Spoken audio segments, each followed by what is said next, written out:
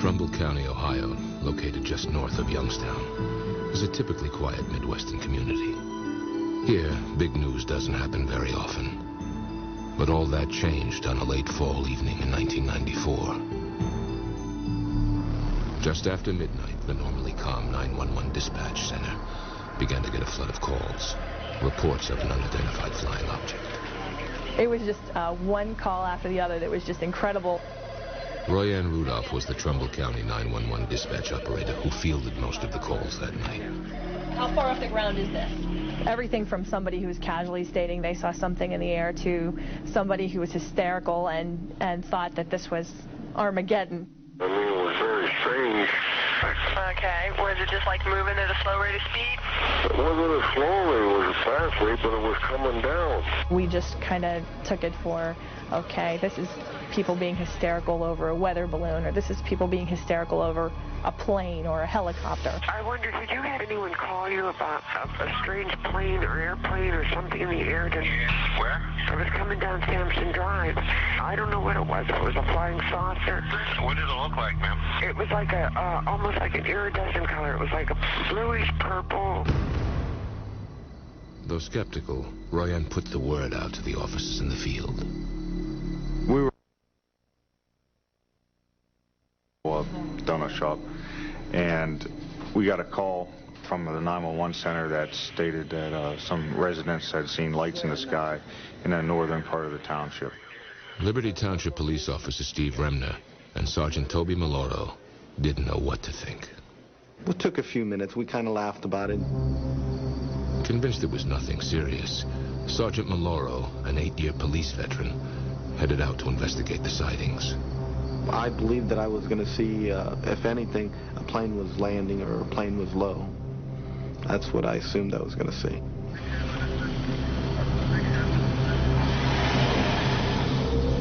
I thought Toby would come back with some kind of comfortable solution that we could offer these people who were upset.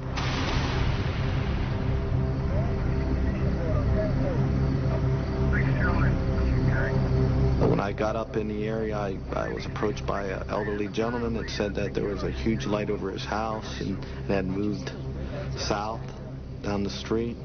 I proceeded down Sampson Drive, approximately a quarter mile. Sergeant Toby Meloro was about to become a part of UFO history. Everything shut off in the vehicle. I didn't understand what was going on. My car completely stopped. And that's when the light hit the vehicle.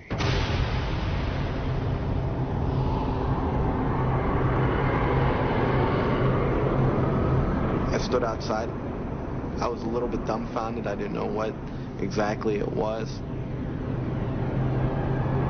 I had to shield my eyes. All I could see was a very intense white light. It seemed to be more intense in the center of it. I know it was huge.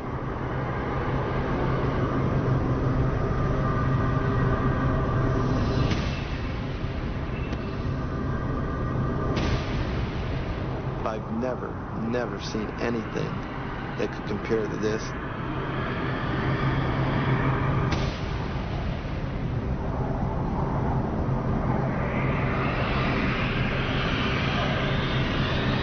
And the thing that was very strange was there was no sound. After 30 seconds, the object moved off, away from his patrol car.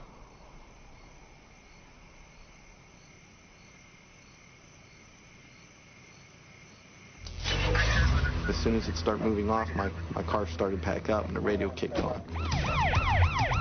Meloro quickly began pursuit of the unknown flying object.